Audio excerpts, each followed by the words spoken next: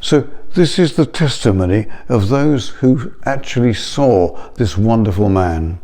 They heard him speak, their hands actually touched him, and of course it was the man that they called Jesus.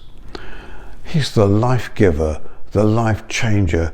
Could he be the world changer for us today in the world of drama and trauma and all the pressures and problems that we're facing today? Now, hang on a bit, Rob. This is the Bible.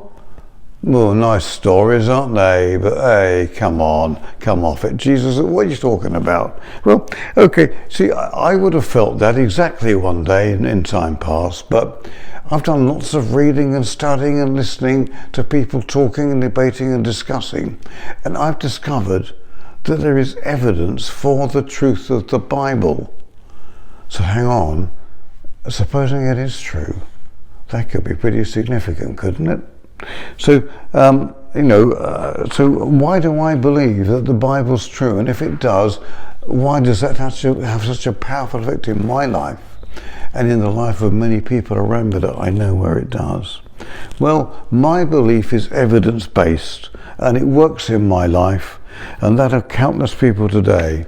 And actually, it has done down the centuries.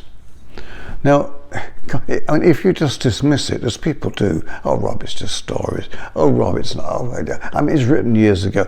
All that kind of. If you dismiss it without proper seeking and without proper searching, then it could well be, and I would say it is true, that you will be turning your back on the very person who can change your life and the world around you.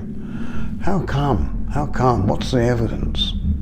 Well, I give you 3 bits of evidence. I could give you more, but that'll do for now, won't it?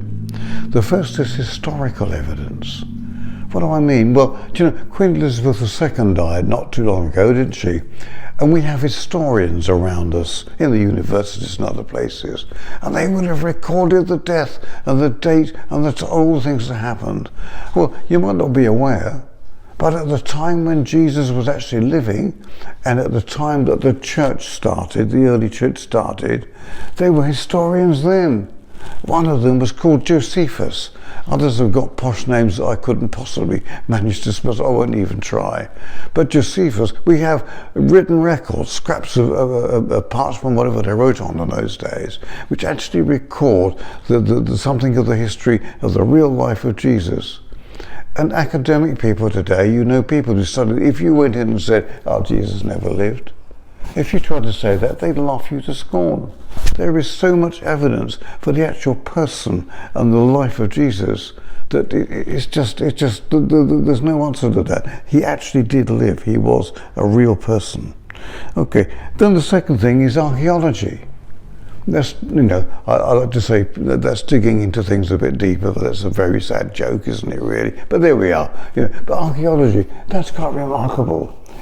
I could take you through several books of people who have involved themselves in what has been found deep down in the earth thousands of years ago, hundreds of years ago, that actually prove time and time again that what the Bible records as history, Old Testament and New Testament, is actually true.